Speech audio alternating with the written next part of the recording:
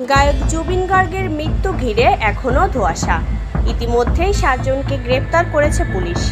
স্বামীর আকস্মিক মৃত্যু মেনে নিতে পারছেন না গায়ক পত্নী গরিমা। বিচার চান তিনি। এর মাঝে যতবার সংবাদ মাধ্যমের সামনে এসেছেন তাকে সিঁদুর পরা অবস্থাতেই দেখা গেছে। গায়কের মৃত্যুর 20 দিন কেটে যাওয়ার পরেও কেন সিঁদুর পরছেন তিনি, প্রশ্ন তুলেছেন নিন্দুকেরা। এবার জবাব দিলেন গরিমা। তারকা পত্নী হলেও থেকেছেন আড়ালে।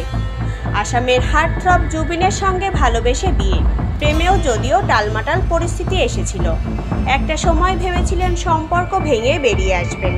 মাসখানেক আলাদা থাকার পর ফের একে অপরের কাছে আসেন তারা। জুবিনের মৃত্যুর পর বারবার গায়কের কথা বলতে গিয়ে চোখ ভিজেছে গরিমার। এদিকে স্বামীর মৃত্যুর পরও গরিমার সিঁথিতে সিঁদুর দেখে অনেকেই সমালোচনা শুরু করেছেন। তাদের উদ্দেশ্যে গরিমা বলেন, আমি সিঁথি ছুঁয়ে প্রতিজ্ঞা করেছি এই সিঁদুর সারা জীবন পরে থাকব। যতদিন না পর্যন্ত ফের আমার আর জুবিনের দেখা হচ্ছে, আমি এই সিঁদুর পরব। আসামের গোলাঘাটের মেয়ে গরিমা পেশায় পোশাক শিল্পী। শোনা যায় গরিমাই প্রথম জুবিনের সঙ্গে যোগাযোগের চেষ্টা করেন। চিঠি পাঠিয়েছিলেন তিনি গায়ককে। অনামিকা ও মায়া অ্যালবাম শুনে মুগ্ধ হয়েছিলেন গরিমা। তখন তিনি মুম্বাইয়ে পড়াশোনা করছেন। শোনা যায় সব অনুরাগিনীর চিঠির জবাব দিতেন না জুবিন। তবে ভাগ্যক্রমে গরিমা চিঠির উত্তর দিয়েছিলেন।